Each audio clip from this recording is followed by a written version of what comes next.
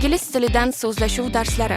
Boshlang'ich daraja. Assalomu alaykum hammaga. Mening ismim Mushtari Boymatova va men bugundan boshlab Ibrat farzandlari loyihasida speaking, ya'ni ingliz tilida so'zlashish darslarini to'g'ridan-to'g'ri olib boraman.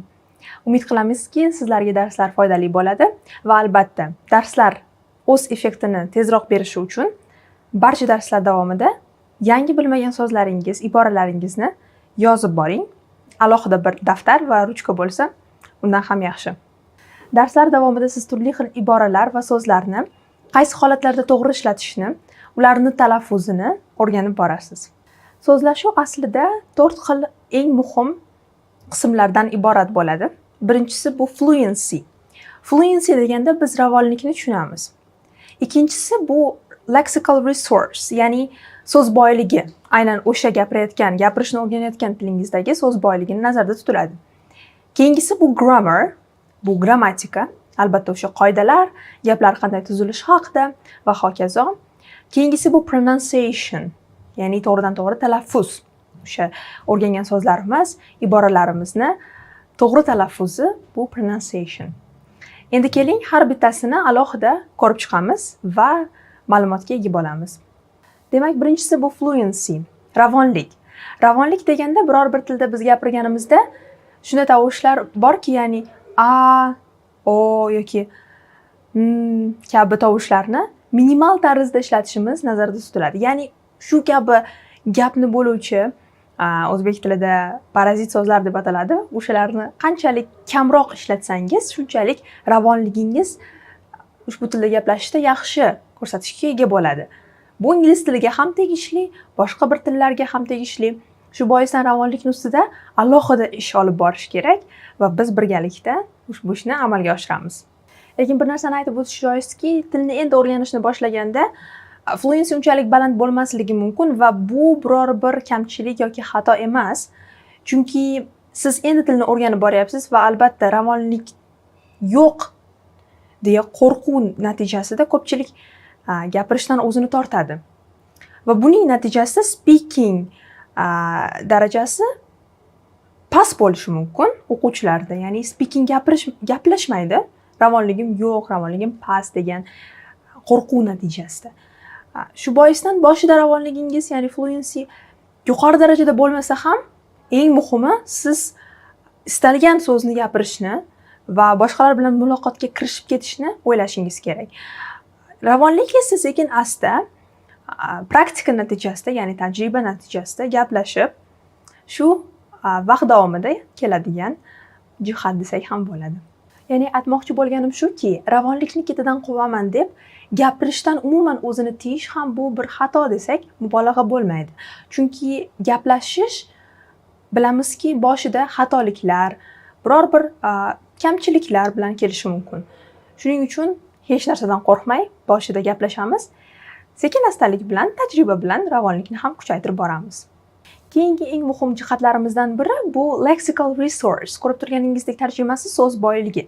Ya'ni ingliz tilini oladigan bo'lsak, hozir biz ingliz tili so'zlashuvi haqida gaplashayotganimiz bois, ingliz tilida naqadar so'zlarni ko'proq bilasiz, sinonimlarini, antonimlarini.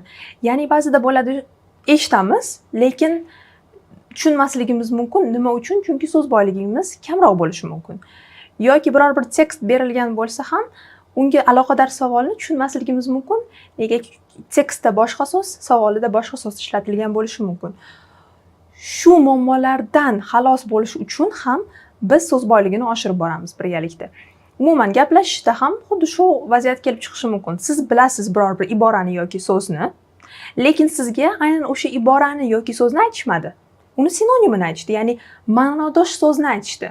Siz uni tushunib olishingiz uchun ham, ya'ni bitta so'z emas, barcha shu ma'noni beradigan 3-4 xil so'z bilganingiz albatta foydaliroq, ya'ni ko'proq foydali bo'lishi mumkin umuman gaplashayotganimizda. Shu boisdan lexical resource ham juda muhim jihatlardan, ikkinchi jihatimiz juda ham muhim, ya'ni so'z boyligi. Lexical resource haqida yana bir narsani aytib o'tish joizki, nafaqat so'zlarni bilish, balki ularni to'g'ri ishlatish ham aynan shu so'z boyligi jihatiga kiradi. Ya'ni nima deyish mumkin to'g'ri ishlatish bilan? Biror bir so'zni yodladingiz, lekin u so'z siz istagan holatda ishlatilishi mumkinmi yoki yo'qmi? Ya'ni ma'nosi o'sha tilda to'g'ridan to'g'ri tarjima qilganda va majoziy ma'nolari ham bo'lishi mumkin.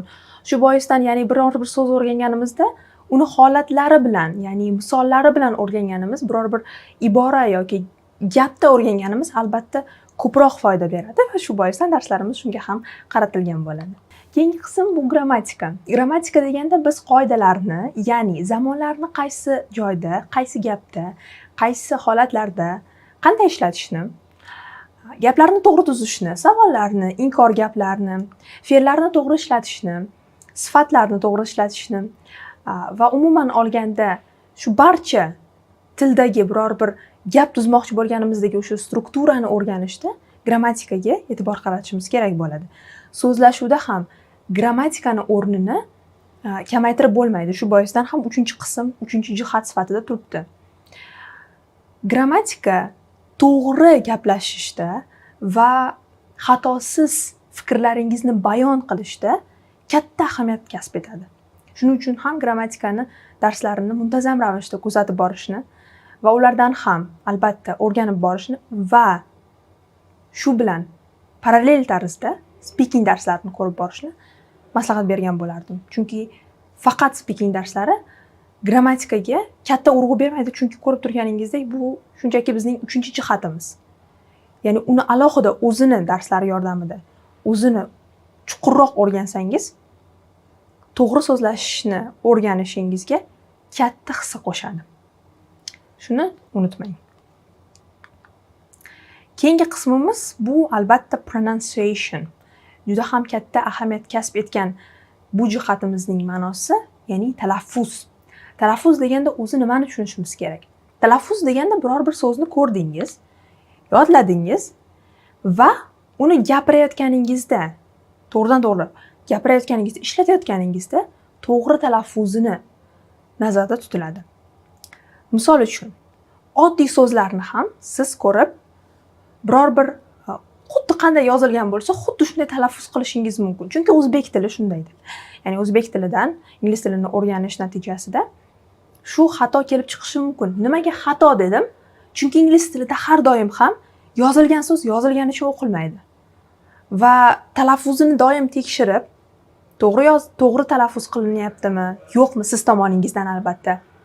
Shuni bilgan holda o'sha so'zni yodlash sizga katta yordam beradi, ishonavering. Chunki ba'zida bo'ladi, boshida biror bir oddiy so'zni ham noto'g'ri talaffuz bilan yodlagandan so'ng, umuman shu tilni yaxshi bilgan darajada ham o'sha noto'g'ri yodlangan talaffuz har doim kelib chiqaveradi.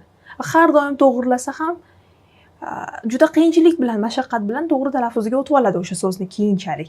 Ya'ni shu kabi muammolar bo'lmasligi uchun albatta biror bir so'z o'rganyapmizmi, talaffuzini tekshiramiz. Ya'ni o'qituvchi, ustozingiz qanday talaffuz qildi?